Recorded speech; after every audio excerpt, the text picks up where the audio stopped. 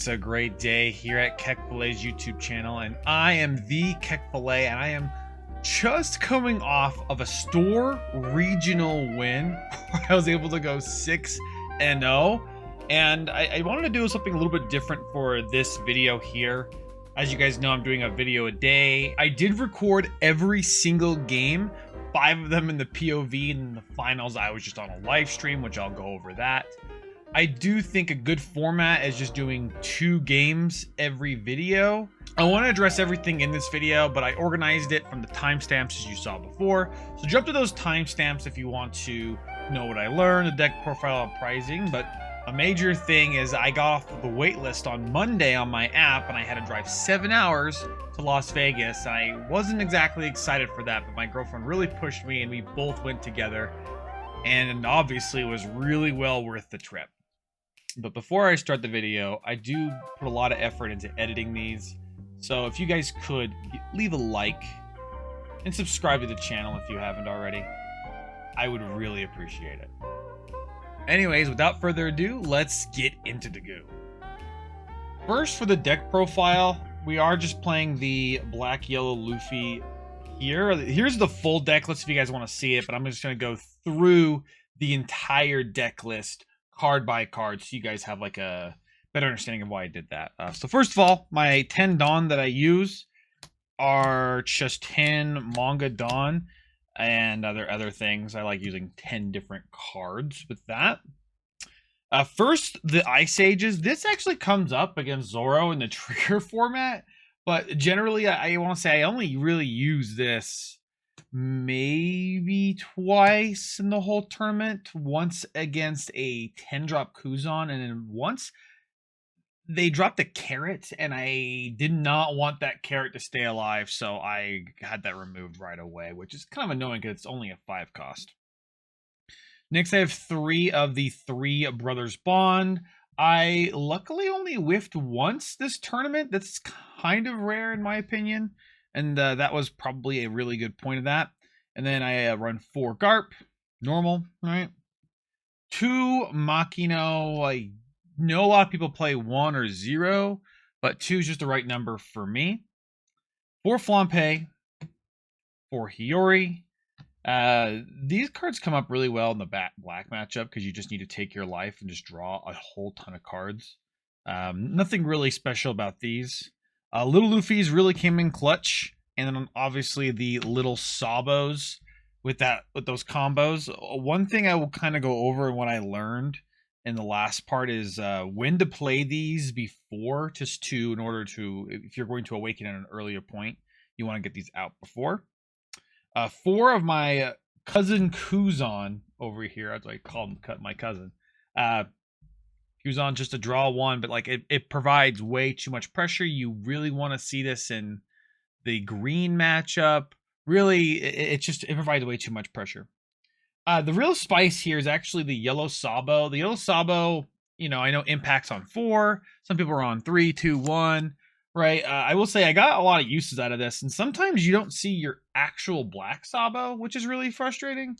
And so this is an actual way to, you know, use a little Sabo to become like a bigger leader for this.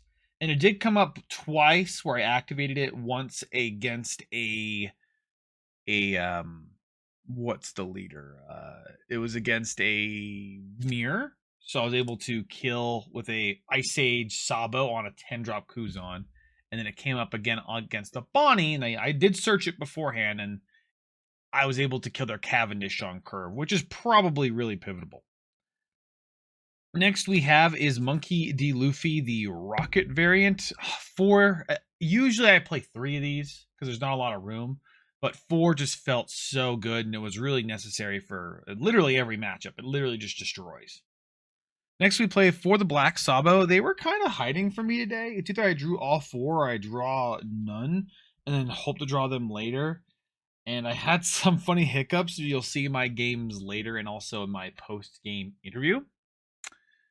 And then next we have is 4 of these Luffy, big Luffys. I mean, they were like good awakeners and stuff, but I will say I didn't really, you know, this wasn't like a deciding factor of a lot of games, this Luffy just showing up. It was just a standard card that came up maybe in the mirror. And it's obviously really, really, really good in the Bonnie matchup, which came up quite often. And then last but not least, we have Gecko Moria. Just 4 of these so you can get the bread and butter. I will say, you know, I did have some games where I played maybe 1 or 2 of these. I saw these at the right time. And that's just the main thing. As far as my matchups go, here are my matchups and what I played against. And I will say my matchup spread was really, really good. Obviously, it's already a spoiler that I won all 6 games, but I kind of wanted to show you guys a POV so you have an idea of what to expect or what to do. And, you know, maybe some small decisions from that point. Really nothing too major. I drew really well. Some of my opponents didn't draw well. I always won the dice roll except for the final game, which they chose to go first, which I think was very respectable in Zoro. So that's from that. With that, let's go to the prizing. Welcome to the prizing section. First of all, there was no store credit. I want you guys to know that I don't believe Bandai approves of things like cash prizes or store credit, so they didn't do any store credit. First place is the beautiful Vivi card. It's a 1K, 1-cost blocker. If you have 10 or more cards in your trash, this character gains blocker. Almost unusable, other than in your waifu collection. And maybe I'll throw it behind me until it gets sold. It looks so good. Next, we're going to go over this finalist pack. I actually don't know every card in here. So with that, obviously you see in the very front, it's the Chopper, the 3-cost. That when attacking, add to 1 Straw Hat type character from the hand of the... Anyway, what is this? You may trash 1 card from your hand. Oh, it's from OP01. Okay, this is like an OP01 Chopper. Okay. Got it. Yeah. Okay, this is a cute little chopper here. Next, we have a Mr. 1 Daz Bones. Okay, that looks really cool. Next, we have a Monkey.D.Luffy. That Monkey.D.Luffy is the one that people were playing last set. Not this set, unfortunately, but still cool looking nonetheless. And then finally, a Neko Mamushi. I actually might keep this card and put it in my Yamato deck. This is a cool looking card. I know the lighting isn't going to do any functionality for you guys here. Yeah, these look really sick. With that, I want to go open these 2 packs. I'm assuming it's the same kind of cards here, or actually might be different. So, they're different. Okay. So, number 1, I was able to pull a black chopper out of this. If your opponent has a character with a cost of 0, this card gains 2k into the end of the turn. Really, I feel like it's there for the art. This is actually a pretty hilarious art. My girlfriend might get a kick out of this. And then finally, the last card here, which is nice. This is one I wanted really bad. A Zoro Juro. Lets you ramp a Dawn, 3-cost 4k power, right? And yeah, that's pretty neat. Okay. Sweet. I'm going to sleeve these up, and that's essentially the prizing from this. I want to go over next what I learned from the event. What I learned from the event, and I want to go through 3 processes here, and that's preparation, day of, and actually now looking about it afterwards. Okay. So, number 1, the preparation. I mean, you should just play a deck that's generally pretty positive and you feel comfortable with. You can win a tournament with any deck. I want to say you can win it with almost any deck. But definitely one that you're comfortable with. And I chose Black Yellow Luffy because I am very comfortable with Black Yellow Luffy in that regard. Now, with saying that, there obviously are times you brick with it. And so I would want to say for any like 9, 10 round tournament or even a 6-round tournament, you just want to have your deck be as consistent as possible so you have the least amount of unplayable games, even though that is bound to happen at some point in any deck. When I did arrive to the tournament, I obviously am just nervous, but I saw a lot of Zoro and Rob Lucci in the room, like a whole lot of Rob Lucci, maybe 1 Bonnie, and then obviously people are playing BY. And it was just actually just super duper interesting that I even saw that much Rob Lucci. So after seeing a room full of, honestly, in my opinion, I think I have good matchups. I feel a lot more confident going into everything, but I'm here to lock in. So we go to our rounds and I'm just locked in. I ask every opponent if they could record the game. I do that. So you guys will see all of my games in retrospective, so you can see at the time my process of thought through every single game. But all I can do is just do one game at a time and see how things went. Retroactively thinking, I think, some opponents did make mistakes and I was able to capitalize on those, but it was really interesting because some of those may not have been seen as mistakes at the time, just more of a different line of play, and especially in the finals. If my opponent knew my hand, yeah, that they would do something different, right? But at the time, they don't know what my hand is. My hand's full of cards, and I guess math's a little weird. And I do want to say, if you ever want to try to beat Black Yellow Luffy, you should know there's a window. The window to beat Black Yellow Luffy is somewhere you're setting it up, but really it's between that 4 Dawn, that 8 Dawn mark to really either cripple Black Yellow Luffy or just make them hurt or even finish the game right there. And it's a lot of it's going to depend on what they draw and not see, right? If that actually happens. And I will say, when it came to like my mirror match, my opponent, I didn't see it on Awakener, so I was kind of afraid. But my opponent didn't have a good setup when I forced him to awaken, and my opponent didn't force me to awaken for like 2 turns after they did.